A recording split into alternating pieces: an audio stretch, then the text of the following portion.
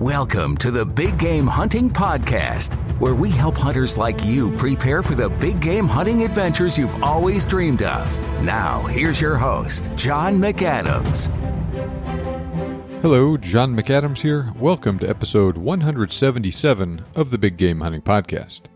Welcome back to the latest episode in my most recent mini-series on hunting in Africa. Kevin Robertson is back again today to follow our discussion from last week up with a more detailed conversation on elephant hunting. As always, he has some great stories to share with us, and I'm sure you will learn a lot from today's podcast, even if you're not ever planning on going elephant hunting yourself. I know you will also appreciate our discussion on terminal ballistics, specifically as they relate to elephant hunting. Now, in that vein, Kevin mentions a couple of photographs from his book, The Perfect Shot, in this episode. For those who do not have that book, I will put copies of those photographs on the show notes page for this episode, as well as on Instagram. Follow me there, and my handle is @TheBigGameHunter, and you can see what we're talking about. Now, before we get started with all that, I do want to plug Kevin's books, specifically The Perfect Shot 2 and It Shouldn't Happen. It Shouldn't Happen is a very entertaining collection of stories Kevin has amassed over the years. He has told some of those stories here on the podcast, but he fleshes those stories out in more detail in the book. But most of the other stories in the book will be completely new to you. I laughed out loud while reading most of them, and I'm sure you will as well. Now, The Perfect Shot was a revolutionary book when he first published it back in the late 1990s. It is still an incredibly useful resource, especially the updated edition that is currently in print. If you have an upcoming hunt in Africa, or if you're just dreaming about hunting in Africa one day, then you need to buy this book and carefully study what he has to say. The information inside is invaluable, and it reflects his decades of hard-earned experience as a professional hunter in Africa. If you pay attention to what he has to say and use the book as a guide to prepare for your hunt, you will increase your odds of success, reduce the chances of something going wrong, and just have more fun over there. Plus, like all of his work, the book is just really interesting and entertaining. Go to thebiggamehuntingblog.com/Kevin, Kevin, to learn more about those books, where you can purchase a copy and help support the Big Game Hunting Podcast in the process. That's thebiggamehuntingblog.com/Kevin. Okay, let's get started talking about elephant hunting. Kevin, as always, it's great having you back on the show, so thanks a lot for joining us tonight. My pleasure, John. I've been looking forward to this for a while, as I've said many times before. Well, we've started our last few interviews with stories about you seeing things go sideways, hunting dangerous game in Africa. Can you share one of those stories that you haven't already shared with us about hunting elephant? I certainly can. And this story goes back to the late 1980s. At that time, I was a learner professional hunter. And the hardest thing about being a learner PH is to try and get elephant hunting experience. Okay, as I explained before, we were having a problem with buffalo coming into the export catchment area, so I was getting plenty of buffalo experience, but I didn't have much elephant experience. And there was a very well-to-do farmer in our area, and this guy was a fanatical elephant hunter. He'd grown up, his dad had been a ranger in the Department of National Parks, so he'd grown up in the bush, and he loved elephant hunting, and he was a well-to-do farmer, and he just acquired himself a brand new Rigby 500 Nitro Express. This was the time when Paul Roberts was still the boss man of Rigby, before Rigby relocated to California and that whole debacle. Anyway, I had a chronograph in those days, and he acquired this rifle. It was engraved by Ken Hunt, and Ken Hunt was a very famous engraver in the UK. So it was a magnificent, absolutely brand new Rigby 500 Nitro Express sidelock double. The only ammunition he could acquire for it was last run Carnock ammunition. You can imagine in the 1980s, or the late 1980s, nobody was making 500 Nitro Express ammunition. And this ammunition that he had managed to get for it was made in 1963. I remember the date was on the box. And he was a bit worried about hang fires because he booked and had an elephant hunt. So he brought the rifle to my ranch and we chronographed it just to see what it was doing. And that was cord-out loads. So we quickly learned that the muzzle flash with cord-out loads is so excessive. And if you probably read that story about how I burnt my farm down with my 505. I was just thinking about that. That was the muzzle flash. Okay, so you had to put the chronograph about 20 meters from where you were shooting. Otherwise, the muzzle flash and the muzzle blast was affecting the old chronograph reading. And these were 570 grain bullets, and they were doing exactly just under 2,000 feet per second. I've actually still got a photograph of the chronograph that it said 1,980 feet per second. This was at 500.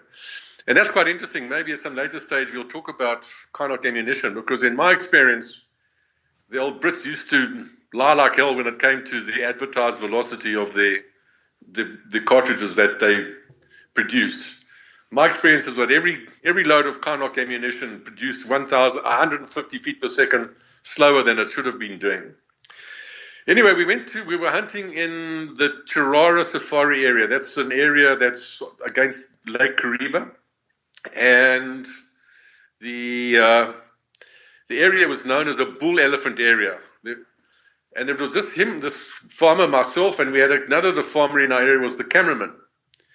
And in 4 days, we looked over 127 different bull elephants. I mean, there were just bull elephants everywhere. Until we found an enormous giant of an elephant. You know, elephants are a bit like humans. You get 5 foot tall humans and you get 7 foot tall humans. And you get 5 foot tall elephants and you get 7 foot tall elephants. And this elephant stood head and shoulders above the rest. And because of that, his ivory didn't look all that impressive, but it was a massive bull. And I was just there as an observer. So I was standing with my 505 over my shoulder. And this guy, the elephants, there were about 5 elephants in a group, and they were all just sleeping in the shade of a nice big baobab tree. And this guy tapped his ear hole with his forefinger, indicating that he was going to take a side brain shot. And he just walked up to this elephant, and it was quite amazing. I mean, he was absolutely fearless when it came to elephants. I mean, almost to the point of arrogance. I was very much a learner, and I was apprehensive about being really close to elephants. But this guy had no fear whatsoever about elephants. I mean, he would walk in amongst them, and so there was 5 or 6 bulls all sleeping all standing in the shade, just flapping their ears. So he walked up exactly side on to this massive big bull elephant and got to about 20 meters from it. And here's the guy that taught me how to hunt elephants. He said from side on, for the side brain shot, you aim on the elephant's eye, and then you move that gives you the level. Then you swing your point of aim to the bottom of what we call the ear hole gusset. The ear hole of an elephant looks like a little fanny. It's got a V-shaped, and that's because the elephant's ear hole goes into if you shoot him in his ear hole, it goes into the back third of the brain. And the back third of the brain is where the locomotory function is. So he just walked up to this elephant, and at 20 meters or so, he just raised his beautiful 500 Rigby, and he fired off a shot. And we were all just expecting the elephant I was expecting the elephant just to fall down. And that elephant just took off absolutely running.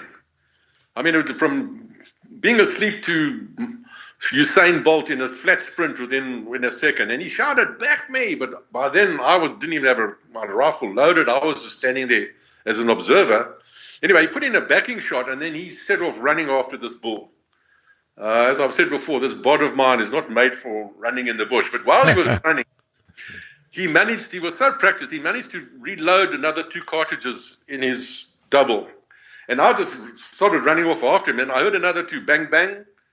And then I was just running they disappeared into the bush. I was just running, following the sound. And as I broke into a clearing, I saw this massive bull turn. And now the cameraman was running with him. And he fired 2 backing shots. And as the bull turned with its head up, he gave it another 2 frontal brain shots with his 500. And then they had absolutely no effect. That elephant put his head down, and it charged the cameraman. Because I don't think the elephant saw Finn, the guy's name. He was sort of partly his outline was probably broken by a bush. But the cameraman was standing out in the open, filming this whole thing. And he shouted to me, "I'm out." And I didn't really know what he meant by "I'm out," but the cameraman was busy filming, and this elephant just put his head down and came straight for this cameraman. But the cameraman didn't realize, I think through the viewfinder of the camera, how close that damn elephant was. And when he looked up, that elephant was really close to him. But from where I was standing, it was a quartering frontal shot. And you cannot shoot an elephant, or you're not really supposed to shoot an elephant on a quartering frontal shot, because if you go for a brain shot on a quartering frontal shot, the tusk of an elephant's tusk goes up behind its eye. So to get to the brain from a quartering frontal angle, you have to shoot to the base of the tusk. Also, on a quartering frontal angle, the humerus bone, which is the forearm bone, covers the heart. Now, elephants' long bones are solid, for all intents and purposes, solid. You know, we like to eat marrow bones. So all the long bones in humans and cattle, they've got a marrow cavity in them. Elephants do not have marrow cavities in their long bones. Their long bones are solid. An elephant's head is a giant honeycomb. And all the bone marrow that an elephant needs to create its red blood cells is in its head. It's not in its leg bones like it is in humans or other animals. So my only shot that I had was at this elephant's forearm, and I shot it with a 525 grain Goodnell monolithic solid, and that bullet was doing 2,250 feet per second. And it was quite amazing. If you look at an elephant from the front, its legs are vertical, straight up and down.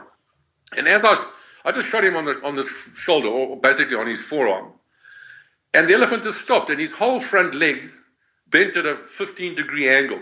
You could see his whole bend, it just bent, and he stood there where that shot anchored him.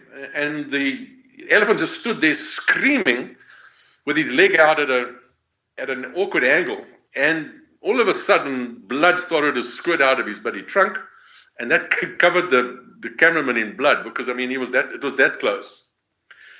It turns out that the guy that had the 500 didn't have any more cartridges. He'd run out of cartridges. He was only hunted with 4 cartridges. So I was about to run up and shoot the elephant again, and then he said, "No, hang on." Just then one of the trackers arrived, and he had a rucksack with some more ammunition in it, and this guy got 2 more cartridges, put them into his double, ran right up to the elephant, virtually stuck the muzzle of his 500 into the elephant's ear hole and pulled the trigger, and eventually the elephant came down. My goodness. So, if you've got a copy of my original perfect shot, have you got it? I do, and I do remember that story being in it. It's very interesting. Right. Okay. Here you fill all those details into it. If you turn to page 40 of that book, John, have you got it in front of you? Yeah, let me turn to that page right now. Okay. There's some pictures of the bullets. The bullet that I fired is the second one from the left. That's that Goodnell monolithic solid. The next 2 bullets, you can see they are totally deformed. One of them's, those are the 2 that came out of that elephant's head. So when the elephant was down, we contacted the Kariba crocodile farm. So there's a crocodile farm at Kariba, and they will come and skin the elephant for you, and that you can take the skin. They don't want the skin, but they want to take all the meat to feed their crocodiles. And it was quite interesting. That was the biggest elephant they'd ever recovered. I mean, they recovered more meat from that elephant than they'd ever recovered. But I spent quite a lot of time. Couldn't understand why that elephant, those shots didn't work. So I took a great care to dissect that elephant. And the 2 bullets that came out of that elephant's head had deformed like that. So the shots looked like they were all perfectly placed, but those bullets deformed. And because they deformed, they didn't penetrate in a straight line. They were just curved like bananas round the elephant's brain. So you got 1 side brain shot and 2 frontal brain shots with a 570 grain bullet, and that had no effect on that animal whatsoever.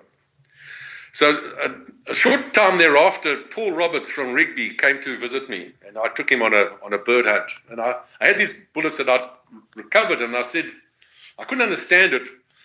Look at these bullets. Why did this happen? And he said, you must remember that when Carnock made ammunition, when made bullets, they would make batches of them and store them. So that ammunition was put together in 1963. So that was, now this is in the late 1980s. So that ammunition was 25 years old. But he said it was not inconceivable, but the bullets that were used to load those into that ammunition could have been made 20 or even 30 years before that. So those bullets were probably 50 to 60 years old. And because there's three different metals in that bullet, there's lead, obviously, then there's a metal jacket, then there's a copper wash. There's electrolytic action between the different metals, which basically those bullets had metal fatigue. And that's why they deformed in the way that they did. That's interesting. That's absolutely a learning curve. So, and in those days, I mean, there was no other ammunition available. And if you look on page 248 of that same book,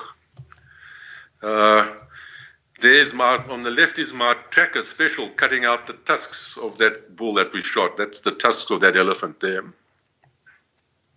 55 pounds. That's a pretty good sized elephant tusk, isn't it? Yeah, it was a very good elephant. Yeah, so that was actually the elephant. That was my tracker helped cutting out the tusk. That's the tusk from that elephant.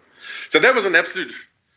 So let me go back a little bit, step backwards. So when I acquired my 505 Gibbs in the early 1980s, it came with 300 original Gibbs cartridges made in 1936. And that was an absolute treasure trove because, those days nobody was making ammunition. So those bullets were extremely valuable, and they were nickel-jacketed solids.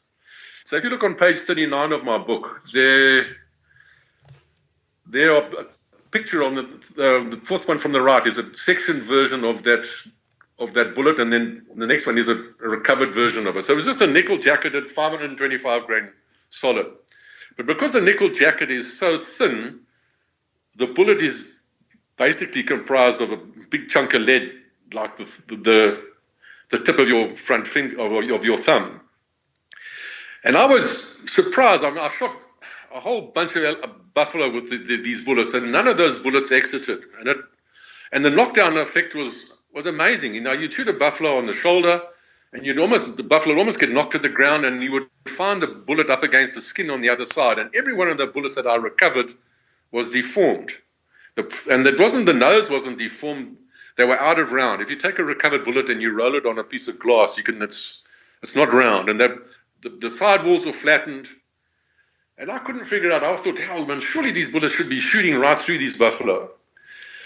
And then I had an incident where, you remember I told you about old Squeaky Boot, the guy that we hunted that leopard with the Squeaky Boot? Yeah, definitely.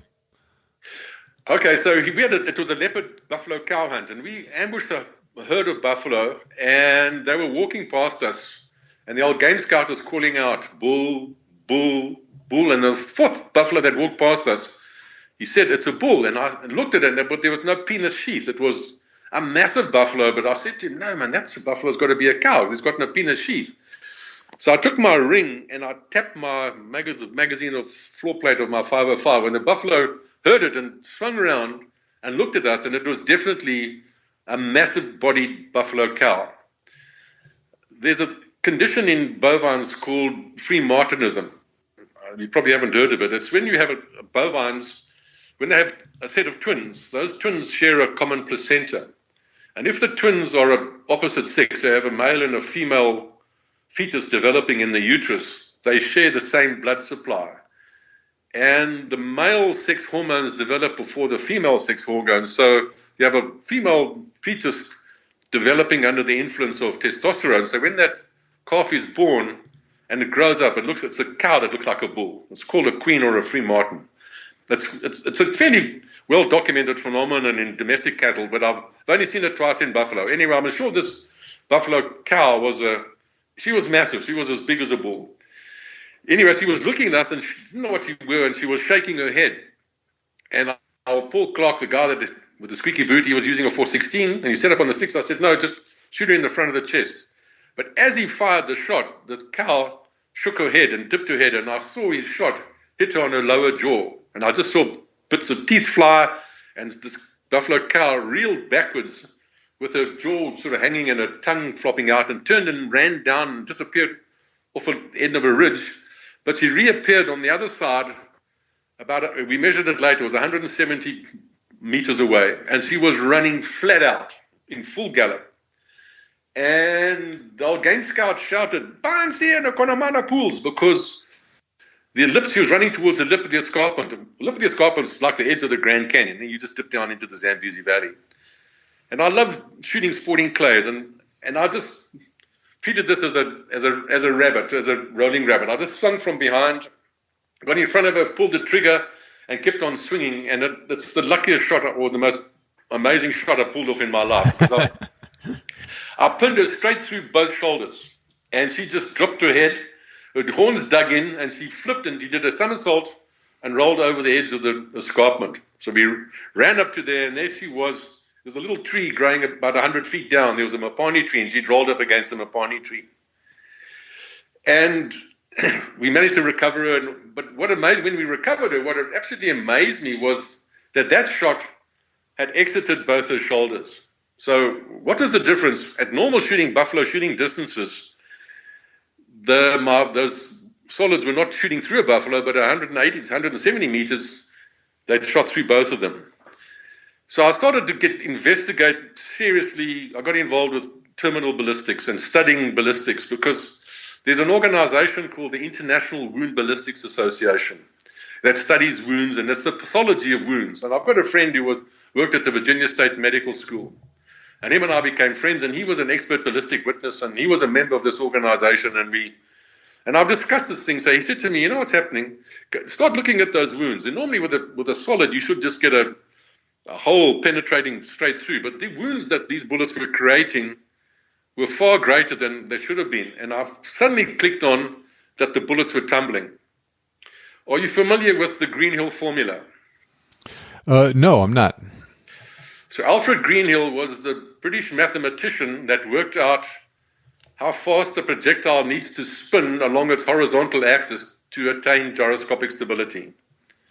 He got his knighthood for that. He basically worked on cannon shells, but it works for firearms as well. And the formula is caliber squared times 150 divided by the bullet length in inches. So I've worked out the twist rate of my 505 is 1 in 16 inches. And I measured those 225 grain kind of nickel jacketed solids are 1.4 inches long. So if you put that into the Greenhill formula, that is stabilized by a 1 in 25 inch twist. Now my rifle's got a 1 in 16 inch twist. So what that means is that the bullet is overstabilized, spins faster than it needs to spin. Did you ever play with tops when you were kids? With kids, you know what a top is? Yeah. Mm-hmm. So you spin a top and it wobbles and then it stands up straight. When it stands up straight and spinning, that is gyroscopic stability. But while it's wobbling, that's why it's still gaining its stability, and it's yawing. So what was happening with my 505 was that I believe that bullet was unstable at buffalo shooting distances. And then it goes to sleep, as we say. So that's why when I shot the buffalo at 170 paces, it went straight through the buffalo because the bullet had stabilized.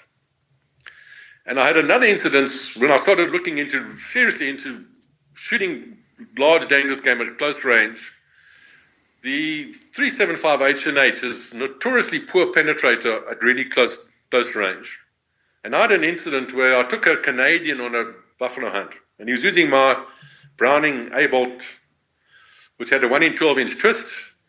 And we found at a pan, right in a thick bunch of deer, there was a pan, and we found the tracks of a lone duggar boy. And radiating from this pan were, like a spider web, were elephant paths leading to this pan. And this old duggar boy was just walking on an elephant path into the wind. And those elephant paths, those elephants use the same paths for generations. Eventually those paths become carpeted with dry elephant dung. So it's almost like walking on a soft carpet. So that we could walk silently. And we just walked up, and we could see this old buffalo just walking in front of us on this path. So I put my client in the front, and I turned the scope on down to 1 power, loaded a 300 grain solid, And I said to him, this buffalo's going to sense that we're behind him. He's going to turn and look at us with his nose uplifted, and you've got 1 second to shoot him. I said, remember, the shooting distance, you're going to shoot at about 10 paces. The bullet's going to impact 1 inch low, so you just put the crosshair on where his nostril joins the skin and shoot him right in the middle of his muzzle. And that's exactly what happened. The buffalo, at 9 paces, the buffalo suddenly sensed we were behind him. He swung around and stood with his nose uplifted, and my client shot him perfectly. And the buffalo just dropped. So we quickly ran round behind the buffalo, and as I went past it, I could see his eyes were rolling and his legs were kicking. So I said, yeah, I'll shoot him again. And he reloaded, and he knelt down and shot him between the shoulder blades. And that guy, he was a Canadian, so he brought a really nice bottle of Canadian Club whiskey, which we were giving it a hiding that evening around the campfire. And my tracker came to me, and I was special my tracker, and he said to me, Nanko Nembumburi. I said, I found the bullet. And he knew I was seriously into collecting all the bullets that we used to cover from all the animals. And he used to help the skinner. So I said to him, where did you find the bullet? And he said, no, he'd found the bullet in the base of the buffalo's tongue. He'd taken the buffalo's tongue out to eat it because he liked to eat the buffalo's tongue for his dinner. And in the base of the buffalo's tongue was this 300 grain solid. So luckily they hadn't boiled the skull yet. So the next day I went and had a look at it. And you could see where that bullet had obviously tumbled. And it had tumbled down through his maxilla, which is his soft palate on the upper roof of his mouth. And it only penetrated 9 inches, and it had just stopped in his tongue. And that buffalo had been knocked unconscious, obviously, because it released all its 4,000 foot-pounds of kinetic energy being released into his head, and that just knocked the buffalo out. And it was the shot between the shoulder blades that actually killed it. So I went and I used to know Russell Wilkinson, who was the managing director of Holland & Holland, because I measured that bullet. Those bullets are also 1.4 inches long. If you put a 1.4 inches bullet that's 1.4 inches long into the Greenhill formula for a 375, it's stabilized by a 1 in 15 inch twist. But all 375s have got a 1 in 12 inch twist. So that bullet, as it comes out of the barrel, is also overstabilized. And that is why, then we now know it takes about 25 meters for the bullet to be, say, it goes to sleep. So if you're using a 375 and you're shooting anything within 25 meters, there's a very good chance that bullet's not going to do what it's supposed to do. It's going to probably tumble. And I've got experience. I had a friend of mine who was hunting elephants, and he got charged by an elephant cow, and he shot it with a 375 at really close range, probably about 10 meters. And the shot knocked the elephant to the ground, and as it got up, he reloaded and he shot it in the heart-lung area, and it killed it. But when they were skinning that elephant, that we found that bullet from the 375 was flat up against the elephant's skull. It obviously tumbled, and it was lying vertically against the skull, and that also what knocked that elephant to the ground. So when we talk about cartridges and all that suitable for elephants, I believe it's absolutely imperative to know how your combination is going to perform at really close range. Well, let's talk about that, because the shooting distances on elephant are normally pretty darn close, right? Like 20, 30 meters? That's a long shot at an elephant. Yeah. I've just had one of my PH friends, I was just chatting to him just recently. They were tracking an elephant bull, and they got charged by a cow out of nowhere, and he tipped and fell backwards. And he shot her one-handed. He's got a 4.58 lot. Shot her one-handed at 5 or 6 feet with his 4.58 lot. I mean, really close. My goodness, yes. And when I was at the Wildlife College, one of my trainers, I mean, he was busy. He happened to just walk into an elephant that was busy in the process of giving birth. And elephants, I mean, they're big gray things, but when they stand in thick bush, they just disappear. And she swung round and she flicked at him with her trunk, and her trunk actually knocked his hat off. I mean, that's how close it was. And when he shot her like at 3 or 4 feet, where he was using a 4.58 lot, and that worked. So, I mean, bullets comes out of the barrel, and then within 3 feet it hits an elephant. So, I mean, the shooting distances can be extremely close. And that's the fun of elephant hunting. Elephants are really easy to approach, and elephants are easy to kill. The fun of an elephant hunt is to find the right elephant. So whatever combination you use, you've got to match your twist rate to your bullet type, to all the velocity, all those different things, so that you can guarantee to have really good straight line penetration at spitting distance. Well, let's flesh that out just a little bit and explain in a little bit more detail. One, the type of shots that are most common on elephant, the side and the frontal brain, and then the heart shot, and maybe just provide a little bit more information on why that penetration is so important, because I don't think most people really comprehend just how darn big an elephant is. Okay, elephants, like all game animals, their eyes is on the side of their head. So they have what we call good peripheral vision. An antelope need peripheral vision because they need to know what's on their side, because that's where they get attacked from by predators. Elephants are the same, and buffalo is actually the same. The buffalo, we've always got this thing. The buffalo looks at you like you owe him money. He looks at you with his nose uplifted. And there's a reason for that, because the only reason that if you want to focus on something to judge distance, you have to focus with both your eyes. Have you ever watched show jumping? Show jumping. Have you ever watched it? Yep. Have you noticed as the horse approaches the jump, the horse will always lift his head? Have you ever noticed that? Yep. The reason why that horse is lifting his head so that is he can focus on the jump, so he knows when to take off. And an elephant does exactly the same thing. The elephants are massive animals, but to be able to focus on an object that's fairly close to them, they've got to lift their heads. And when they lift their heads, their ears come out, and it can be extremely intimidating at this massive, big animal with its head uplifted, and it looks at you almost down its nose, just like a buffalo looks at you down its nose. If you're really close, if you need to take a frontal brain shot on a big bull elephant with its head up and it's really close, you have to place that shot almost at tusk level, or sometimes even below tusk level. And how we work out the position for a frontal brain shot is that when an elephant looks at you, you can see what we call the zygomatic bulges. So those two bones on the side of the face that form a little bump on either side. The ear hole is just above the zygomatic arch. And we call it the broomstick method. So you imagine that there's a broomstick sticking through the ear holes, would be basically that broomstick is balancing on the top of the zygomatic arch. Where would you place your shot on the trunk to be able to cut that broomstick in half? And when a big bull elephant, when his head's really well up and he's fairly close to you, sometimes you have to place that bullet so low down on the trunk that to get to the brain requires about 6 or 7 feet of penetration. From side on, it's a completely different situation, because from side on, the side on brain shot is absolutely easy because you've got a fantastic aiming point. You've got the little V, or the gusset, we call it, of the ear canal. And if you're shooting just at the bottom of that V, the bullet only has to penetrate probably not more than a foot to get to the brain. I've got a friend of mine, he was a game ranger in the Rhodesian Wildlife Department. He told me that he killed an elephant with the cleaning rod of his rifle. He was on a cull, and an elephant was spined.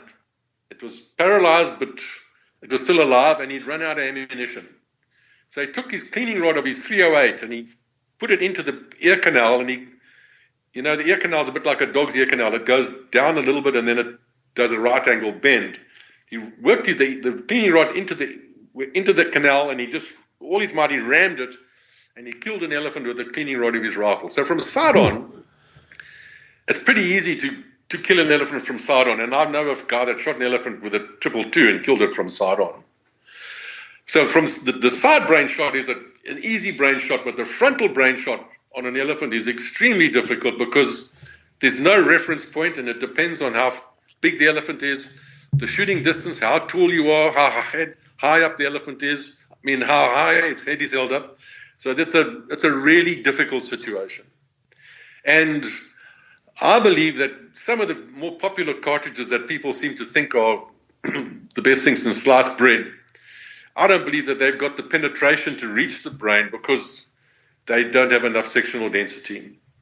So there's two completely different scenarios. A frontal brain shot is very difficult, and if you don't get it right, an elephant will turn, and if you don't stop that elephant, boy, the human is not alive today that's got the endurance to keep up with an elephant if it's wounded and it gets away and it's not fatally wounded. Because elephants, when they just walking at an amble, it's almost a fast human walk, almost to a trot. But when an elephant is shuffling along at a fast pace, it's almost a human sprint.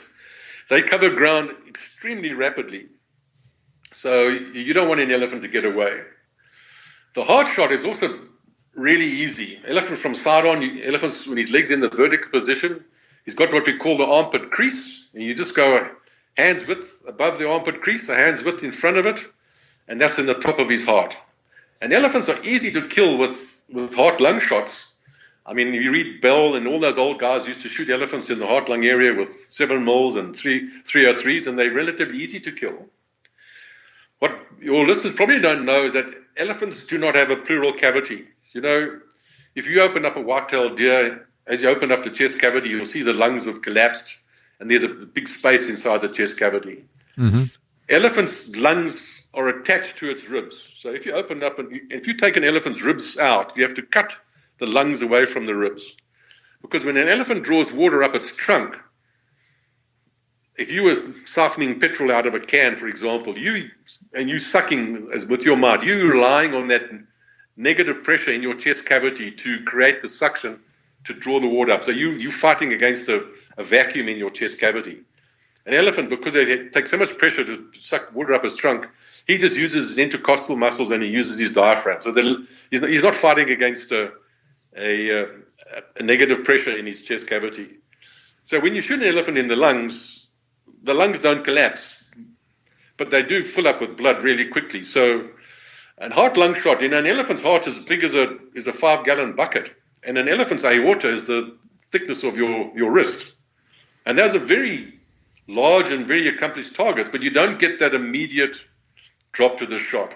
And that's what professional hunters want, because they want their client to take a brain shot, because if the elephant doesn't drop, then they know they've got to put in a backing shot. And what's also interesting with elephant brain shots, if the brain shot is successful, the hind legs always give way first. And a lot of the old-time hunters, if you read about it, said, well, the rifle that I used was so powerful, I shot the elephant from the front, and it knocked him on his... Well, that doesn't really happen, because no bullet can knock an elephant on it. But what it was a successful brain shot. The elephant's back legs collapsed first, and it looked like he sat down and then he fell over. If you take a brain shot at an elephant, and the front legs collapse first, that elephant is not dead, that elephant is unconscious. And a lot of people don't realize that. And if an elephant front legs collapse first, you've got to put in a backing shot immediately. Because if you don't, that elephant's going to get up and he's going to go, and you're never going to find him again. You know, Pondro Taylor wrote about knockout, elephants being knocked out. And I mean, lots of incidents, because an elephant cannot breathe through its mouth like a horse. An elephant can only breathe through its trunk. An elephant is knocked unconscious, and his trunk is lying stretched out in front of him. An elephant's breathing at 5 or 6 breaths per minute, and his heart rate's really slow. And because the chest cavity of an elephant is so huge, you cannot put your hand against the chest wall of an elephant to see if his heart's still beating. And there's a very famous incident. There was a Spaniard, and this has happened when I was in Zimbabwe. He shot a really nice bull elephant with his Holland & Holland 500 465, and the elephant collapsed in a sternal recumbency position. That was lying on his chest. So he clambered onto the elephant, and he was sitting on its neck. Oh, no. like a mahout. And they wrote 100. It was his 100th elephant. They wrote 100 on the side of the elephant with charcoal, and he was sitting there having his photograph taken when the elephant stood up and ran off. With oh, my gosh. Sitting on its back. But I've taken photographs of elephants with amputated tails. And it's happened many times where a guy shoots an elephant's dead, they cut the tail off as proof of ownership, and then they all leave it to go and get the recovery vehicle will come back and the elephant's gone. And that's an elephant that's now just been knocked unconscious, because that head is a great big honeycomb. It's a big fluid, moisture-filled cavity in his brain, full of this little honeycomb, full of this red jelly-like material, which can absorb energy like crazy. So one of the standard rules, if an elephant drops to the shot, any animal drops to the shot, you shoot it again in the heart-lung area, or you shoot it to make sure it stays down. And that's just I believe, just poor professional hunting. Guys, there's no excuse for an elephant that gets shot, cut his tail off, and come back an hour later and the elephant's not there anymore. But I've actually seen, I've got a photograph, and I think it's probably in that presentation I sent you, an elephant. You can actually see that tail has been surgically amputated. It's nice and square, being cut off. It's in the perfect shot too. I'm looking at it right now. Yeah. Okay. So there's a classic example of an elephant that was shot and then lost because they didn't put in a backing shot. It's amazing how many elephants there must be running around Africa that have a bullet of one kind or another in them, huh? Oh, I think every big elephant, certainly big elephant's probably got a bullet in him somewhere. Yeah, with an AK or something like that. Yeah. So you talked about how difficult the frontal brain shot is just to execute, just to put it in the right spot, and then on top of that, you also said too that just because of the angle, the bullet needs to penetrate so far that not only is it a difficult shot to actually execute, but it requires just everything possible out of your cartridge and your bullet. And I guess that's how you run into a situation where your 505 Gibbs or something like that would perform okay and kill a buffalo just fine, even though it wouldn't exit. But that sort of performance definitely would not work on an elephant then, on that frontal brain shot at least. With the if that bullet's tumbling, definitely not. Mm-hmm. So I remember I told you when we spoke about the previous episode of when I shot that elephant cow and she knocked her over. Mm-hmm. I believe that bullet tumbled as well because that was about a 10-meter shot, and so that bullet's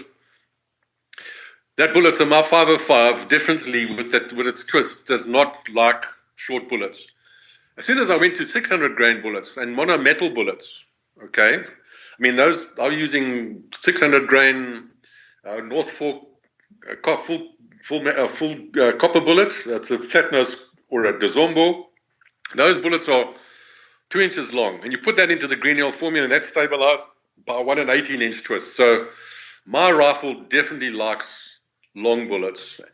And I also explained to you that the last time I was at the Wildlife College, I was charged by that buffalo, and I shot that buffalo at 15 feet with a cup nose solid, and that bullet penetrated in an absolute dead straight line from his brain right down into his rumen. And so I know now with that bullet weight on my rifle that comes out of the barrel, that bullet stabilizes. If that bullet had been a 525 grainer, you probably find there'd been a much bigger hole through the skull as that bullet was probably tumbling. So you mentioned in an email to me, last month that you weren't a big fan of using the 470 nitro on elephant. In the video you sent me, the guy takes a frontal brain shot with his double rifle and 470 on an elephant. Elephant, just dust comes off of it, turns, and then he shoots it in the ear, and then the elephant goes straight down. So do you think he messed up the shot placement, or do you think the bullet didn't penetrate good enough? John, I've looked at that clip 100 times, and I'll certainly believe. Okay, let's talk about the 470. All right. When Joseph Lang created the 470, he released it to the trade. Basically, it meant it wasn't a proprietary cartridge. This was at the time, I think it was 1902. So the first really sort of big caliber double was the 450 Nitro Express, developed by John Rigby. And that was a remarkable success. That was a sort of step from black powder and 4 and 8 bore elephant rifles to this new Nitro Express cartridge shooting a 480 grain bullet. And it just revolutionized hunting. And that would have been the standard until the Brits, in their wisdom, I think it was in 1904, banned the 450 caliber because they were fighting a war in India somewhere. And the people they were fighting against were using Martini Henrys, that's a 500 450. And they were worried that those rebels, whoever it was, were going to take the components of 450 hunting cartridges and use them to reload Martini Henry cartridges. And that created a scramble amongst the British gun trade to develop similar sort of cartridges. And each one prevented their own. So Holland, they came up with they originally had the 500 450. That was their proprietary cartridge. So proprietary cartridge is a cartridge that only that maker can make it. So only Holland, they changed to the 500 465. Yeah. So, and only they could make it. Then Jeffrey had the 450 number 2, and then there was the 476 Wesley Richards. So all these different makers had their own dangerous game cartridges. But when Joseph Lang created the 470, he released it to the trade. He basically meant that anybody could make a 470 cartridge. So the smaller gun companies, Charles Lancaster and Vickers and Midland and all those guys, they could now start making double rifles in 470. And that's why it became so popular, because everybody could have it. But if the 470 shoots a 500 grain bullet at 2,150 feet per second, as does the 450 Nitro Express. The 450 Nitro Express can also shoot a 500 grain bullet at 2,150 feet per second. So you've got two cartridges shooting the same bullet weight, exactly the same velocity, which means they've got the same momentum and they've got the same amount of energy. But the one's got a .475 diameter bullet and the other one's using a .458 diameter bullet. So the sectional density of the 500 grain 458 is 0.341, and the sectional density of the 500 grain .475 is 0.317.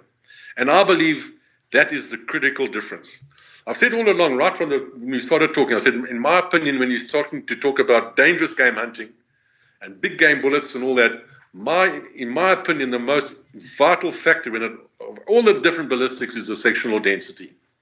Also tell you that the three most successful bullets are the 500 grain 458, the 410 grain bullet of the 416 Rigby, and the 400 grain bullet of the 450 400. And I believe the reason for that success is they've got sectional densities of 0.341, 0.338, and 0.338. So everybody likes, so from a professional hunting, from a PHing point of view, the 470 is a good choice because it's got a bigger frontal surface area. That means it's got a good stopper. So no professional hunter ever shoots an elephant when his head's way up looking at you for a frontal brain shot blowdown on the front of his neck. If that PH needs to use his 470 to shoot an elephant, that elephant's got his head down and he probably shoots it above its eyes where that bullet has to penetrate maximum of 2 feet to get to the brain. If you're a hunter, or same for a buffalo, I mean, a frontal chest shot with the 470 into a buffalo is pretty effective. So a lot of people now think that there's something magical about the 470 because all the PHs use 470s. And it's a fantastic professional hunting cartridge, but if the truth be told, I think the 470 is a poor hunting cartridge for the likes of you if you're going to hunt an elephant, because I don't believe that bullet's got enough sectional density. And if you look at old Boddington's on elephant DVDs, in Africa we call him double tap Boddington because he can never kill an elephant with one shot.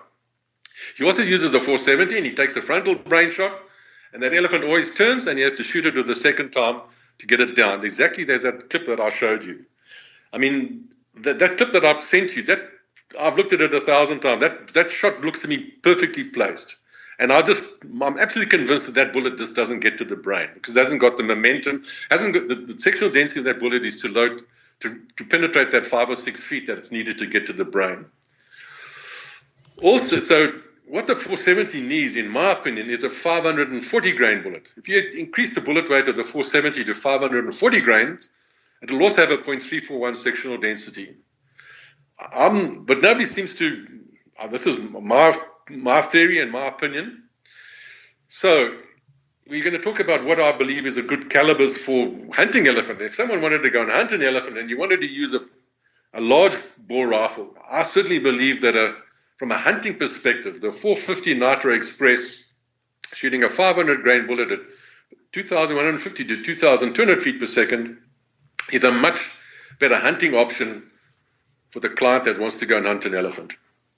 I've got a good game ranger friend in the Kruger National Park, and his everyday work rifle is a 450 Nitro. It's a Heim 450 Nitro Express, and it's regulated to shoot 500 grainers at 2,200 feet per second. It's got a 1 in 15-inch twist, and he says that all he needs. And I said to him, why didn't you go for a 470? He said, well, the 470 just doesn't have the penetration for the shots that we require as game rangers. We take awkward angle shots. We take shots, animals going away or angling away. He said 470 doesn't have the penetration. But he said the 450 has because that bullet's got a better sectional density. And he showed me some pictures the other day. He had to shoot an elephant. He shot it with its head up, so he shot it low down on the base of its trunk, and the bullet exited between its shoulder blades. So, I mean, he uses this bullet called a Dezombo. It's this flat-nosed, monolithic, solid bullet made in South Africa. Pretty similar to the the solid that's made by Cutting Edge. The design is almost identical, pretty similar. And that's the standard bullet that they use, and they don't need anything else. They reckon that's because we've also found to do with penetration. When we were doing those penetration tests at the Wildlife College, we took a 458, standard 458 with a 480 grain round nose solid, like a Barnes super solid with a round nose, and shot that into a wet pack. The same load, same rifle, same everything. All we did was put a Dzombo in, which was also, this Dzombo was 475 grains, so it was actually slightly lighter. And that bullet penetrated a meter further in the same wet pack. And that's only difference was because of the bullet shape. So if you take a 470 now and you use something like an old Woodley, that's got a relatively round nose, and you try and shoot a big elephant with its head up like that, I'll bet my bottom dollar that bullet doesn't get to the brain. Then as that bullet turns, as the bull turns and you shoot it in the ear, that only has to penetrate 18 inches or 2 feet, and that's why it works from side on, but it doesn't work from frontal, because I don't believe that bullet's got the penetration to reach the brain.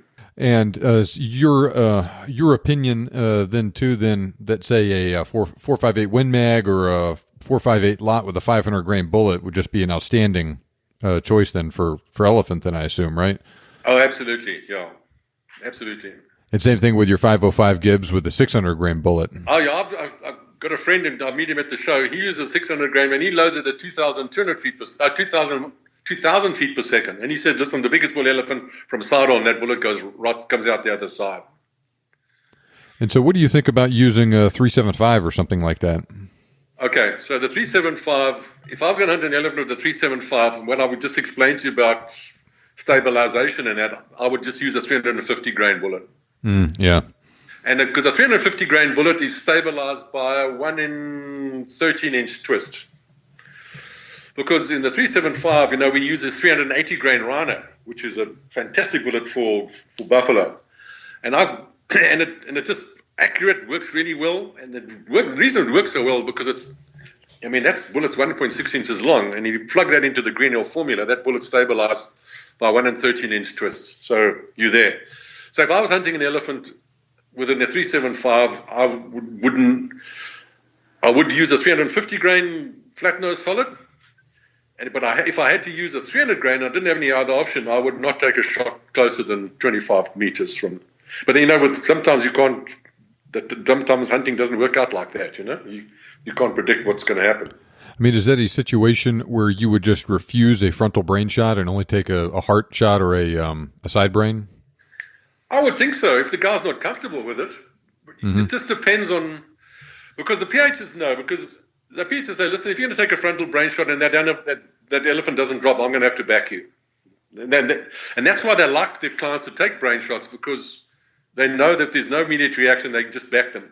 If a client takes a heart-lung shot, you can't really tell whether the shot was effective or not, so they're going to have to back you anyway, just to be on the safe side. Because if it's not unusual. I had a friend who took a very excitable Italian on an elephant hunt, and this guy was using a 460 Weatherby. And this guy had his taxidermist with him because he wanted a full body mount of this elephant to put in his museum. But this guy was shooting this 460 Weatherby, and he had the most awful flinch. So the guy said, listen, just shoot it on the shoulder, shoot it just behind the shoulder, and I'm going to back you. And so this guy takes the shot, elephant turns and runs, and he puts in a backing shot, and they hear the elephant fall, and then out came the taxidermist, and they're busy skinning this elephant, only to discover there was only one bullet hole in it. The client missed an elephant at 25 paces with his 460 Weatherby, missed the whole elephant. So then he said, well, this is not my elephant because I didn't kill it. And he refused to pay for it. So there was a hell of a fight, as I'm sure you can imagine, because no poor professional hunter can afford the $20,000 or whatever it was for a trophy fee. So anyway, they sorted it out. But there was a guy miss an elephant completely from side on at 25 paces with a 460 Weatherby. So the PH has got it back because you don't know how your client's going to shoot. You can't really tell. With buffalo, you can often see the dust come off an elephant buffalo shoulder with a shot. But with elephant, sometimes you can't see that. That skin just you don't see that reaction to the shot. Now, I am assuming in virtually every case with an elephant, regardless of the cartridge, you're going to be using some sort of a solid bullet, right? Is there any reason at all to be using any expanding bullets on elephant? Not at all. Yeah. After seeing how well that cup nose solid worked on my 505, and if I was shooting an elephant cow or something like that, I think I would have no hesitation to use one of those cup nose solids for a heart lung shot. I wouldn't use it for a brain shot. And then the type of the bullet to use, I mean, bullet technology has come so far these days. These flat nose solids now are just head and shoulders above everything else. Now, we've all been very sad that old Woodley's burnt down, but the truth be told, that was Carnock technology. That was 1960s technology. The bullets are 100 times better now, and you can these flat nose solids, these new with these driving bands and things like that. I mean, their performance is just unbelievable. You can just almost use them again. Straight line penetration, low pressure. Just there's no excuse not to use one of the new technology that's being used in these current days. The bullets that have been made in today. Now, you have talked at length about how shots on elephant are often at very short range. And you touched on the fact that elephant require an incredible amount of walking. So with those two things taken together, what would you consider to be the ideal rifle and sight setup for an elephant rifle? I think doubles and elephants go together like strawberries and cream, or bacon and flapjacks, So, and I think it's classical that because if you don't get it right the first time, you need the double rifle. You need that instantly available second shot, just in case your first shot doesn't work. I mean, that video clip that I showed you with the guy shooting the elephant from the front, if he was using a bolt-action rifle, there's no ways he would have got off that second shot like that. His second shot would have been an elephant running away, and he'd try and shoot it in the spine or shoot it in the hip. So, but a lot of people are fantasized about owning a double rifle, and they all want to own a big bore. But if the truth be told, it takes a serious amount of effort and a serious amount of training to learn how to shoot a heavy recoiling big bore rifle really well. And if any of your listeners are serious about an elephant and they want to shoot it with a double, the logical cartridge to use for that is the 450-400 3-inch Nitro Express. It shoots a 400 grain bullet, 2,150 feet per second. And as I said before, that bullet's got a sectional density 0.338, and that'll give you all the penetration you need. You can have that in a 10-pound rifle. That's going to recoil at less than 50 foot-pounds of recoil energy, which is remember I said that 50 foot-pounds is about as much as Mr. Average can handle without a serious amount of dedication. Go up to the next level, go to the 450 or to the 470. Now we're talking about 75 foot-pounds of recoil, nearly 50% more foot-pounds of recoil. And also you're a rifle that's now a pound or even 2 pounds heavier. So I believe for the first-time elephant hunter that wants to hunt an elephant with a double, a 10-pound 450 Nitro Express is 10-pound 450-400 Nitro Express is the way to go. My second choice would be a 450 Nitro Express, probably weighing 11 pounds, because you see, the 470 is based on the 500 Nitro Express neck down to 4.475. So your action for a 470 is substantially wider than your action for a 450 Nitro Express. So you can make although the two rifles have basically the similar ballistics, you can have your 450 can be made a pound lighter than the 470. And that could make, when you're walking 20 miles in a day, I tell you, 1 pound makes a huge difference when it comes to carrying a rifle for that sort of distance. Oh my gosh. I mean, climbing up a mountain with that 1 extra pound is it makes a big difference, and all that walking even on flat ground, man, like that's when you want a 5-pound rifle when you're walking anyway. You're talking about 5-pound rifles. So I was at the Houston Safari Club show last year. In the booth I was in, there was a booth just opposite us making these ultralight arms. And the guy, got up chatting to the guy, and he was showing me they would make these 454 Kashuls and 44 Magnums out of titanium for bear hunters, the guys that go there. They don't have this heavy these heavy handguns. But so he was showing me a 4.54 Kashul that weighed about 1.5 pounds or 2 pounds. And I noticed he had a plaster cast on his arm. So I said to him, what happened to your arms? I said, no, well, I took a shot with this revolver and it broke my wrist. So I said, well, that's just bloody dumb. He says, anyway, I want to show you, I'm working on a project. And he says, I'm building a 6-pound 505 Gibbs. I said, what the hell are you doing that for? So he said, no, there's this guy that's going down to an elephant, but he doesn't want a heavy rifle, so I'm making him a 6-pound 505 Gibbs. So I said, let me just show you something. And luckily, I've got all the formulas for recoil and ballistics and that in my head. So I sat down and I just worked it out. And I said, listen, if you're going to shoot a 600-grain bullet at 2,150 feet per second, I sat down and I worked out how much the recoil would be. I said, listen, this rifle will be impossible to shoot. Someone shoots this rifle, they're going to detach their retinas and probably break their neck, because it was just ridiculous, So, I mean, you don't have to go to that length to go and hunt an elephant, to go and try and hunt it with a 6-pound 505. Crazy. Ooh, man. Absolutely, just stupid. You better make that one shot count, or otherwise you'll be in worse shape than that elephant is. For sure. So you were talking about, I guess, the 470 at this point, and the weight of them.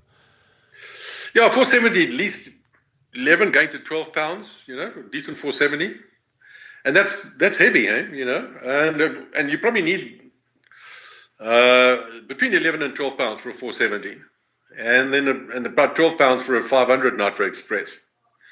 And then most of the PHs that hunt a lot of elephants, they go to the 50 calibers. And I think after having carried a 50 caliber for 30 years, there's a massive difference when you go into that sort of category when it comes to knockdown power and stopping power and things like that. And my good friend Buzz Charlton, I mean, he's a small little guy, but he shoots a 500 Nitro Express really well. How much does your 505 Gibbs weigh? When it's fully loaded with 4 cartridges, and I think we just on 12 pounds, about 11, and depends. Sometimes I load 3 cartridges. If I load 3 cartridges, just under 12 pounds. If I load 4 cartridges, it's 12 pounds. Yeah, with those big bullets like that, you're getting an extra 3 to 4 ounces with every one you put in, huh? That's for sure. And I'm very happy. My 505 has just arrived in Texas. It's sitting in my gun safe, so I'm a happy man. Ah, very good. So we've talked about just how darn big elephants are. What is it like dealing with the elephant trophy in meat after you kill it? A lot of work. Elephants are huge. An elephant weighs 6 tons. And normally, a lot of elephants are hunted in these campfire areas, or these areas where there are lots of locals that get the meat. And boy, they just arrive like a swarm of ants, and then you can't believe how quickly that elephant gets skinned and all that meat gets utilized. In Africa, nothing goes to waste. So, but when I did my PH license, the second time I did my PH license, there were 4 of us, and we skinned and deboned 5 elephants in a week. That was 4 of us, boy. At the end of that week, the guys couldn't even hold a beer. Their hands were so swollen, and it is a hard work. And My goodness. I've got a range of knives, because if you don't have a good knife when it comes to skinning and deboning an elephant, man, you cannot believe. I see one of your questions is how much meat's on an elephant. Well, if a big bull elephant weighs 6 tons, carcass weight is 40% of that. So 40% of 6 tons will be how much his carcass weighs. And then half of that carcass is going to be bone, because, I mean, the elephants have lots of bone, and it's not all that, lot of meat, but it's not well muscled like a steer out of a feedlot. So probably half of that. So you probably get 6-ton elephant's probably going to give you 1.5 tons of meat. I mean, which is a lot of meat. Man, 3,000 pounds of meat off of that thing. My goodness. Yeah. That is, 10 times what you'll get from an elk.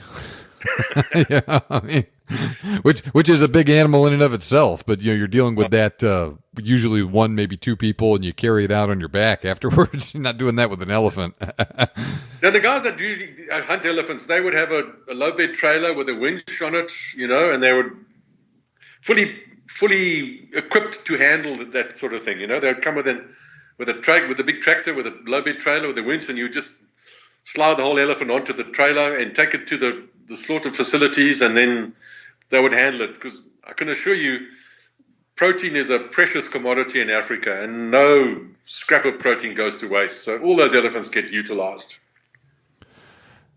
What does elephant taste like? Rough and coarse, it's not so great.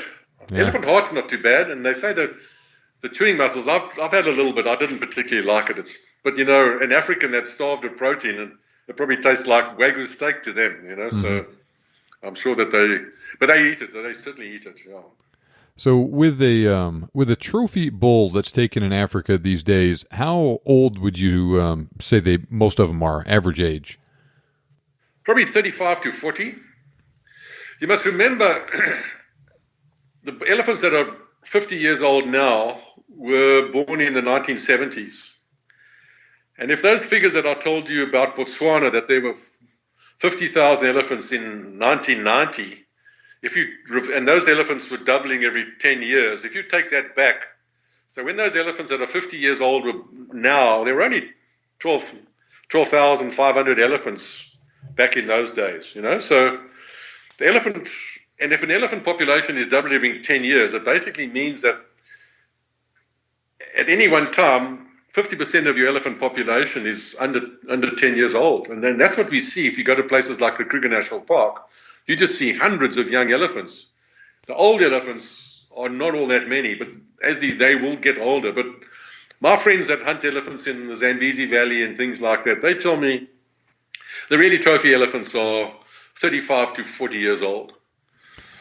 What's the ivory? What's the ivory on them weigh? If he got to 55, his ivory would double in weight. So if you've got a 40-pound elephant at 35, he'd be an 80 or 90-pounder when he got to 50. My goodness, man.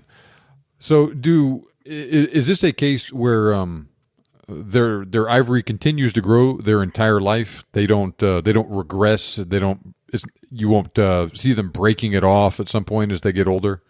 So when an elephant gets onto he's halfway through his fifth molar, when he's about 40 years old, there's a sudden change. And certainly when he gets into his sixth molar, when he's 45, if you take a look at elephant ivory, say from a 30-pound elephant, and you cut it in a section and you look at it under a microscope, that ivory has almost a honeycomb appearance. And that honeycomb that's what gives it its strength. Then as he gets onto his last sets of molar, there's a rapid change in the nature of the ivory. First of all, that ivory becomes denser because all those little honeycombs start to fill up and his nerve cavity starts to decrease. So that ivory now, as it gets older, becomes a lot more dense for the same outside shape, but it also becomes a lot more brittle because it's the honeycomb that gives it that strength. And funny enough, I've just got a PH friend who just sent me a picture. He just shot a 97-pound elephant in Botswana this season.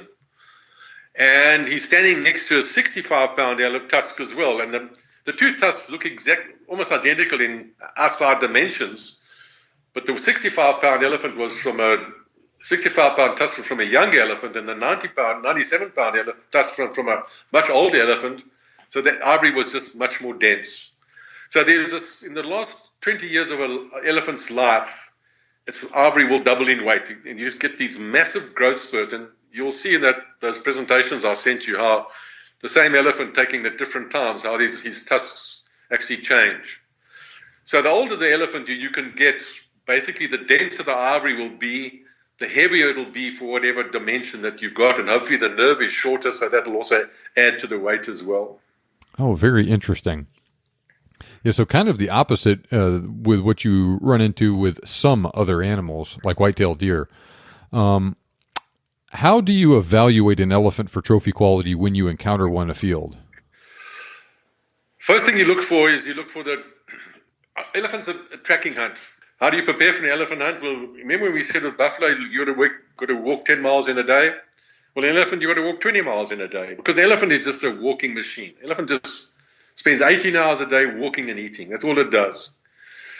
So trophy and elephants, also as they get bigger and older, they get more massive, and so their front feet, just like buffalo, expand to compensate for the increase in weight. So when you're looking for a trophy elephant, is basically you look for the biggest track that you can find. And elephants have these cracks underneath in the bottom of their feet, just like our fingerprints.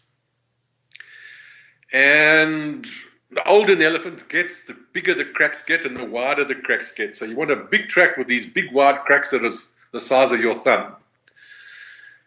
When we were taught to hunt elephants back in the 1980s, there were not a hell of a lot of old elephants. So we were taught that as an elephant walks and he wears down his heel, and you'll see the back of his heel is worn smooth.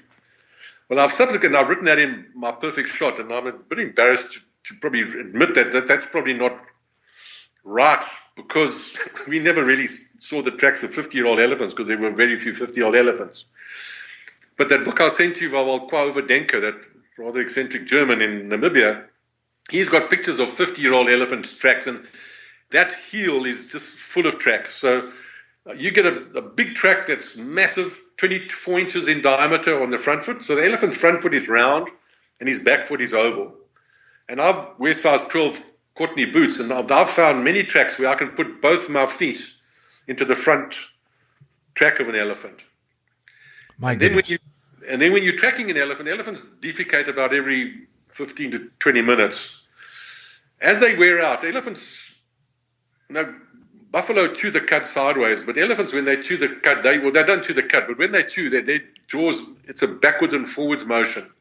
And as they start losing their teeth, and as their teeth start wearing out, they can't grind their food as much as possible. So when you start evaluating the dung of an elephant, and if you find lots of pieces of unchewed leaves and bits of bark that are unchewed, you know that elephant is basically running out of his teeth. Basically, his teeth are wearing out. That combined with a big track and big cracks, you've got yourself an old elephant. Hopefully he's got dense ivory. So that's what you would follow, is just look for that old.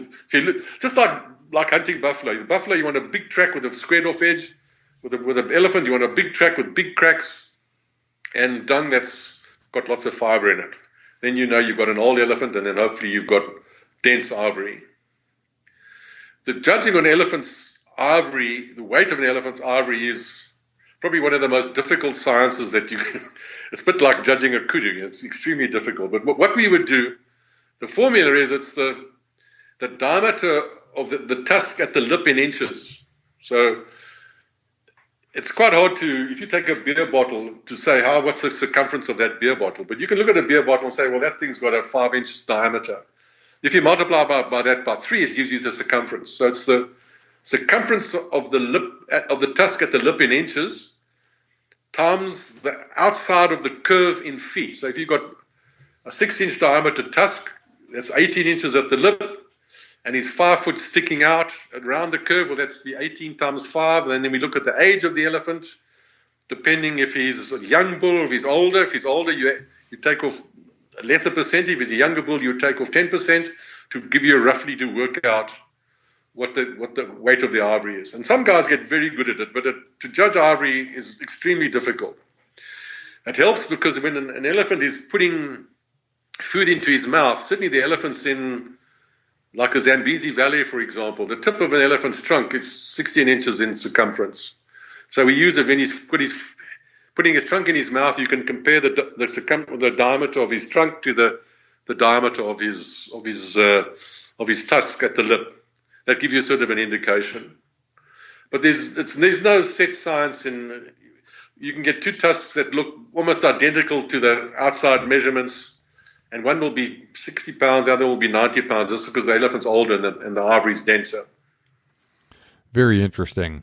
Yeah, I've heard lots of stories about that. Just what how much of an art there is to it, and the only way to know for sure is to kill the elephant, cut it out, and put it on the scale. Huh? Yeah, let it dry out, put it on the scale, and cross your fingers. So, to the best of your knowledge, what countries in Africa can elephants be legally sport hunted at this instant? South Africa. You can hunt elephants along the Kruger National Park, on the side of the Kruger National Park. Certainly in Botswana, they've opened up hunting again. Zimbabwe, and I believe some in Tanzania. I'm not too sure about Mozambique. I don't think in Mozambique, but the 2 primary destinations at the moment are certainly Zimbabwe and Botswana, and then in the Caprivi Strip in Namibia. Mm-hmm. Now, as far as I know, South Africa and Namibia are the primary ones where you can import your trophy into the U.S. right now. I don't believe that's true. contacted my friend who hunts next to Kruger Park, and I said, "What's the story?" Because I knew you were going to ask me that question. He said, "It's exactly the same. At the moment, no ivory coming into the States. It's case-by-case base. It's an absolute travesty because, as we said before in my previous interview, we've got too many damn elephants, so we should be hunting these things when."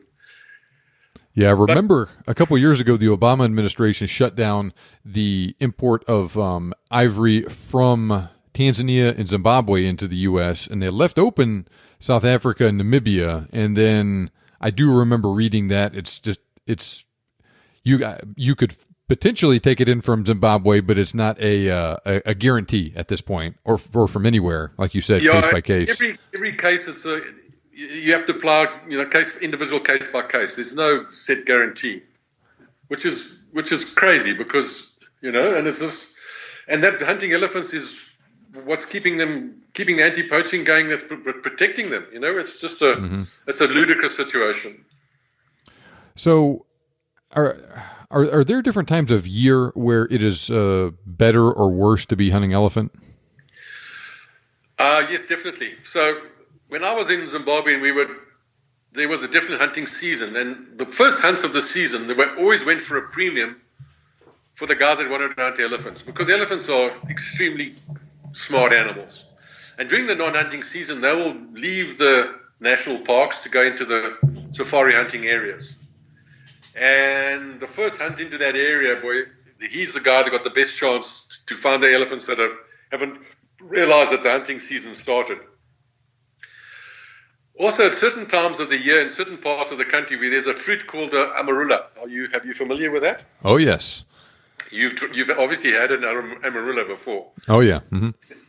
So the marula fruit, marulas are to elephants what M&Ms are to kids. So certain times of year when the elephants, when the marulas are in fruit, the elephants leave they just go and love these things. So that's a really good time to hunt elephants, is during the marula season. And that happens about September. Also, in Botswana, the Acacia aeroloba, that acacia pod that the elephants love, that occurs during the winter time, so the elephants like to hunt those pods. So there are definitely certain areas, certain times of the year, definitely it's better. And your hunting outfitter, the guy that hunts that area, he'll know basically when it's the better time. Also, the areas that are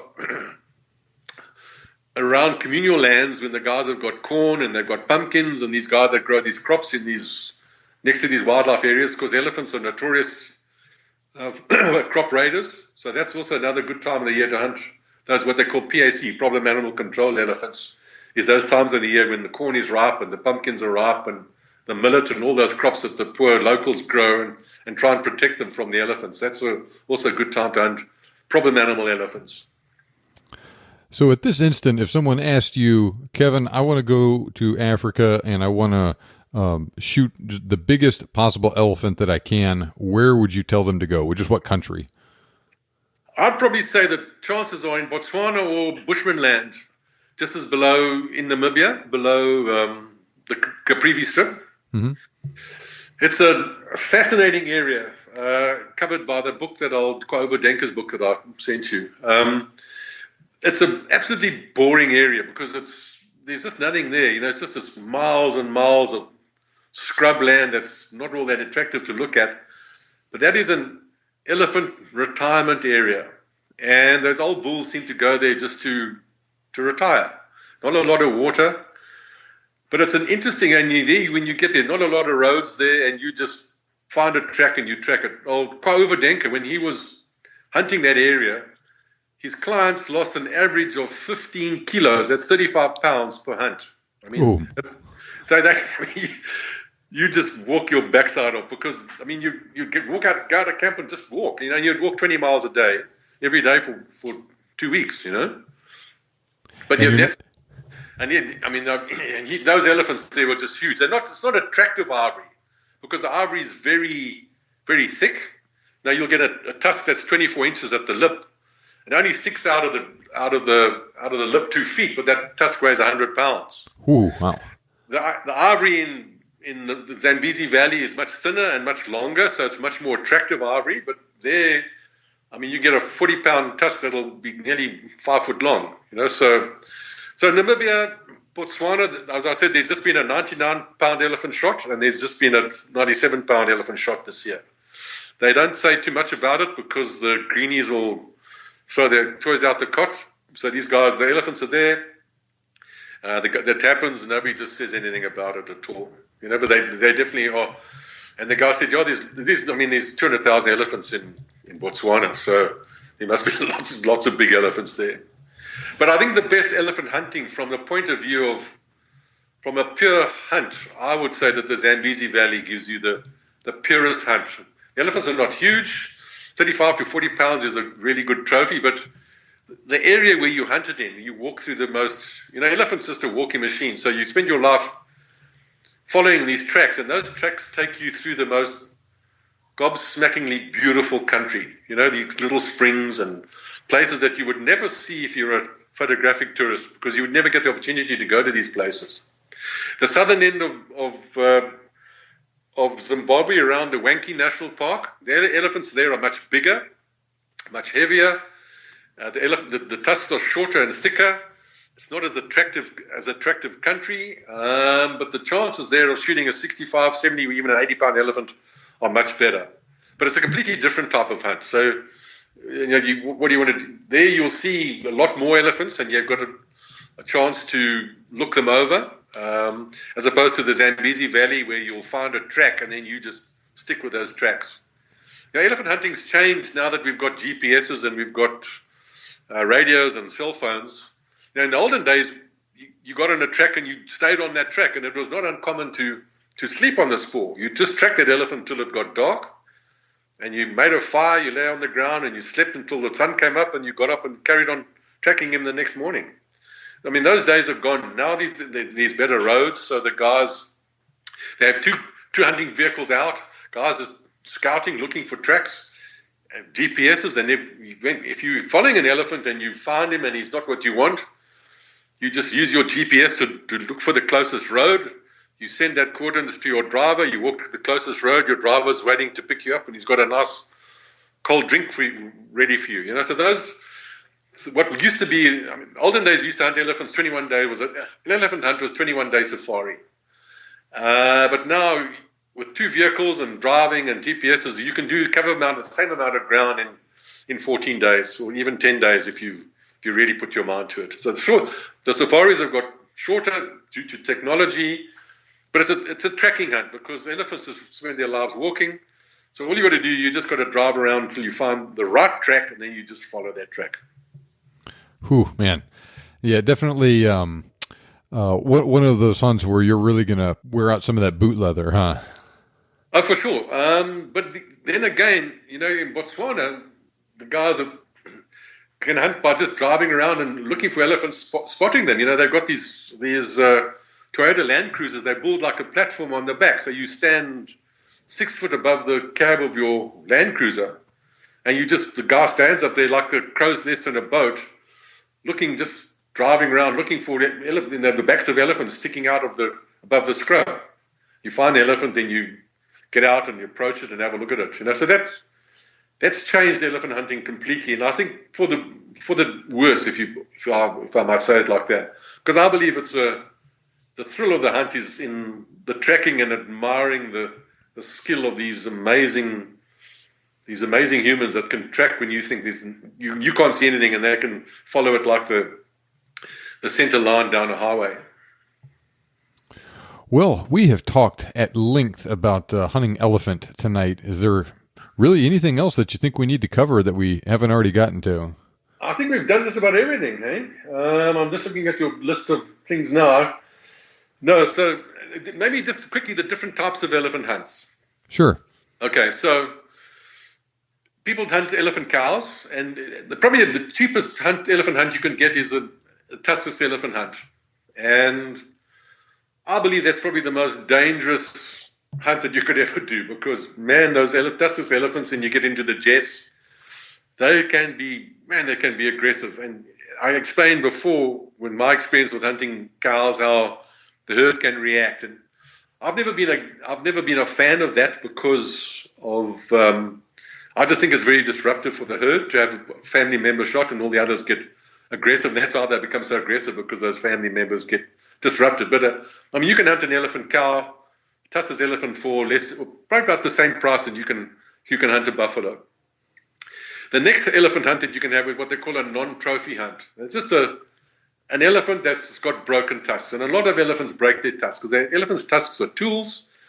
And as I explained, as they get older, the elephant tusks become brittle, and sometimes you get an elephant that's both tusks broken off at the lip, and he's got no trophy value from a trophy point of view, but he's a trophy as a non-trophy elephant. And I believe if anybody is serious about hunting an elephant, and seeming that you can't really easily bring the ivory back into the States, it makes absolute sense. If you want to go on an elephant hunt, just go and hunt a non-trophy elephant, just for the experience of hunting an elephant. The third elephant that you hunt is what you call a trophy elephant. And that's expensive. I mean, a trophy elephant hunt's going to cost you anything from $60,000 to $100,000, depending on how big the elephant is.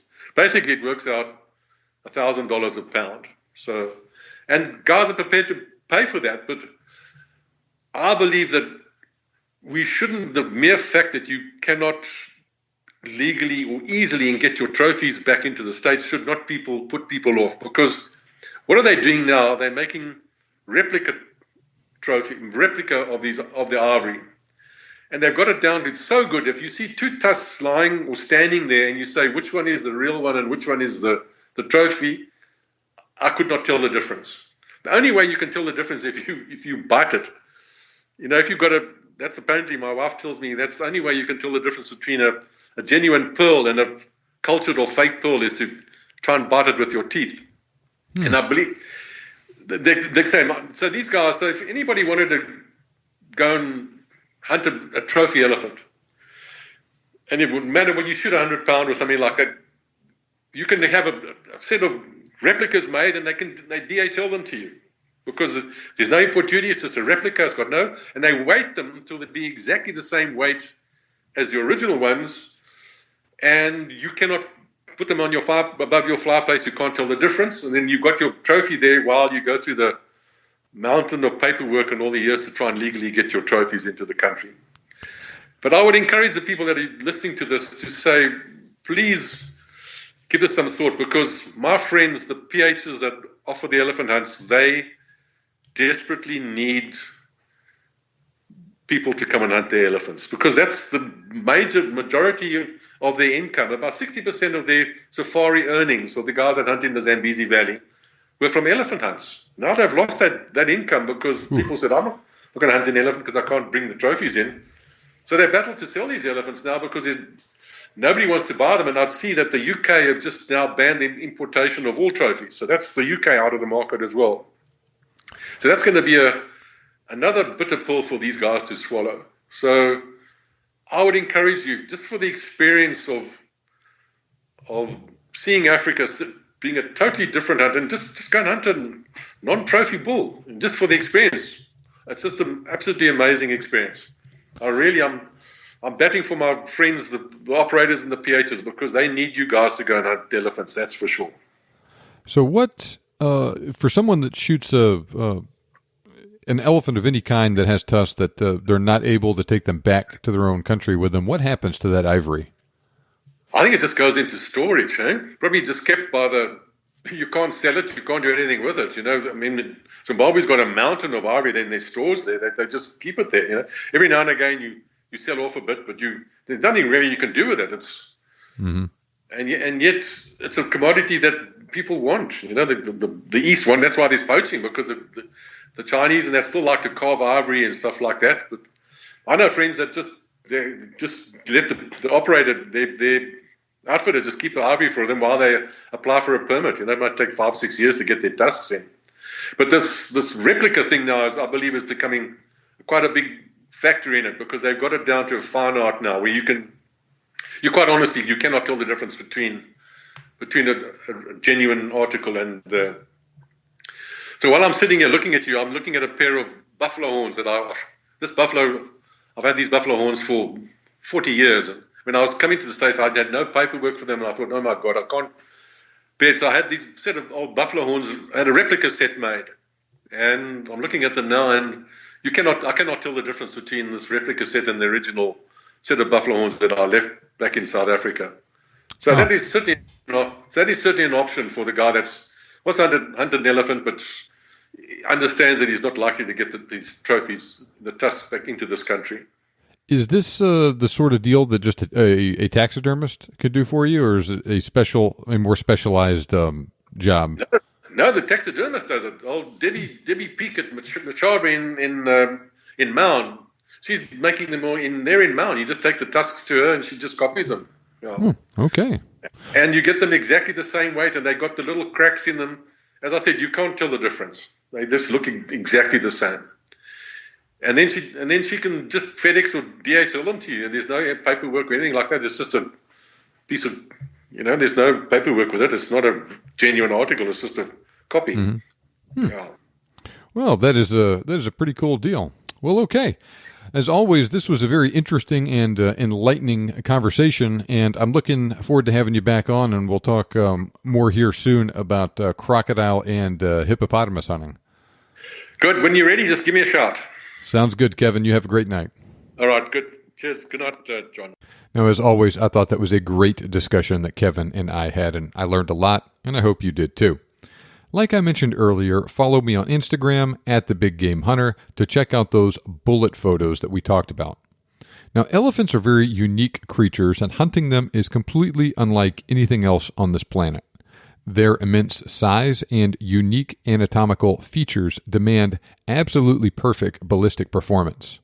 Like Kevin mentioned over and over, there are plenty of cartridges, rifles, and bullets that will work great on buffalo, which is no easy task in and of itself, but still don't quite cut the mustard on an elephant. So take everything he said to heart if you ever plan on hunting elephant. Those are expensive and potentially dangerous hunts that demand the absolute best out of you and your equipment. Those deformed Kynoch bullets are not the sort of thing you want to have to deal with on a hunt like that, especially if that results in your PH having to kill the elephant for you, or, God forbid, somebody gets hurt or killed. I think Kevin and I talked about this briefly in a previous episode, but unlike leopards, the ratio of people injured versus killed by elephants is heavily skewed in the direction of those who die. You shouldn't mess around with any species of dangerous game, but that is especially true with elephant. Now, in any case, I think that will just about do it for this episode. And like I mentioned earlier, I highly recommend picking up copies of Kevin's books if you don't already have them, either a hard copy or the Kindle version. Now, as Kevin said, elephants aren't hard to kill, but it is easy to mess up the shot if you're not prepared. So study his shot placement diagrams in detail in The Perfect Shot 2, because you don't want to have a hunt like that go sideways. Now, if you have the first edition of The Perfect Shot, I do think it's also worth it to buy a copy of the more recent edition, The Perfect Shot 2. Now, the same thing goes for It Shouldn't Happen, which is a fun, easy, and entertaining read. I will put a link in the show notes where you can get your own copies, or you can just go to thebiggamehuntingblog.com/Kevin. Kevin will be back next week to talk about crocodile hunting, so don't miss that episode. Now, the fact that you are listening to this podcast means that you are serious about making your dreams come true. Follow me on Instagram @TheBigGameHunter, and you can send any questions you have about the show to me that way via direct message, or you can just send me an email, john@thebiggamehuntingblog.com. Remember, you can make your dream hunt turn into a reality, and I can help. Thank you for listening, and I'll see you back here next time on the Big Game Hunting Podcast.